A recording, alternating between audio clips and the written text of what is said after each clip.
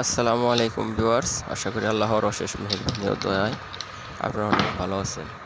তো বন্ধুরা, আজকে আপনাদের দেখাবো একটি সিলিং ফ্যানের কয়েল বাঁধাই। তো কিভাবে আপনারা এটি ফাইবার পরাবেন, তো ফাইবারের মাপ সব সহকারে আপনাদের দেখাবো।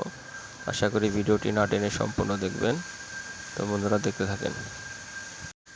তো ভিউয়ার্স, এখানে আমি হিটপ্রুফ ফাইবার ব্যবহার করেছি। তো আপনার আগে 16 পিস হিটপ্রুফ ফাইবার কেটে এরপর আপনারা স্টার্টিং কয়েলের স্লটের মধ্যে ঢুকিয়ে নেবেন, যাতে দু সাইড একটু বাড়তি থাকে। তো সেদিকে অবশ্যই খেয়াল রাখবেন, তা না হলে কিন্তু কয়েল ঘষা খেয়ে আর্মেচারের সাথে বডি হয়ে যেতে পারে। তো আমরা ভালোভাবে ফাইবার বসিয়ে নিলাম। এখন আমরা এটি মেশিনে বাঁধাই করব।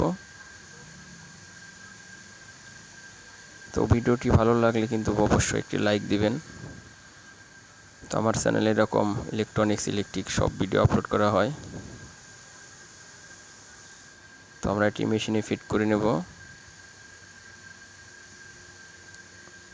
তো এই আর্মেচারের মাপে আমরা মেশিনে অ্যাডজাস্ট করে নেব। তো মেশিনে খেয়াল রাখতে হবে যে আর্মেচারের সাথে তো কয়েল আটকে না যায় পেঁচানোর সময়। তো সেদিকে অবশ্যই খেয়াল রাখতে হবে।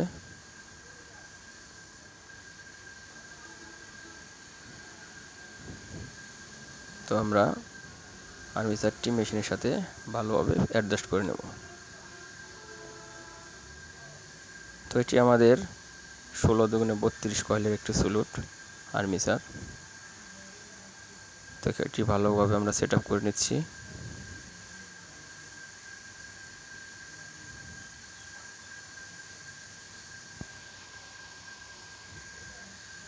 তো আমাদের সেট আপ প্রায় শেষের দিকে। তো এখন আমরা তারটা নিয়ে নিব, নিয়ে পেঁচিয়ে নেব আর্মেচারের সাথে, যাতে স্টার্ট হলে বেরিয়ে না যায়। তো এখন আমি সেট আপ করে দেব কত প্যাচ হবে। তো এখানে আমাদের স্টার্টিং 340 টান দিয়ে দেব।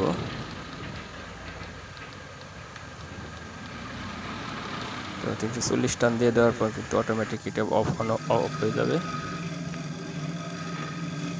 এটি ডানে বামে করে 16 কয়েল শেষ করবে।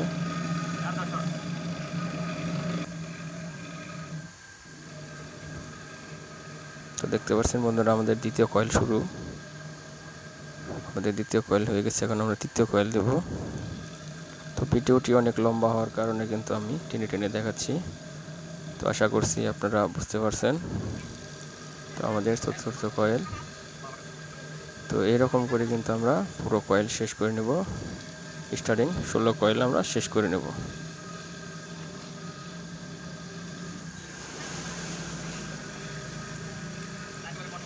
তো দেখতে পাচ্ছেন খুব সুন্দরভাবে কিন্তু আমাদের কয়েল পেঁচানো হচ্ছে। তো ভিডিওটি শেষ পর্যন্ত দেখার জন্য আপনাদের আন্তরিক ধন্যবাদ।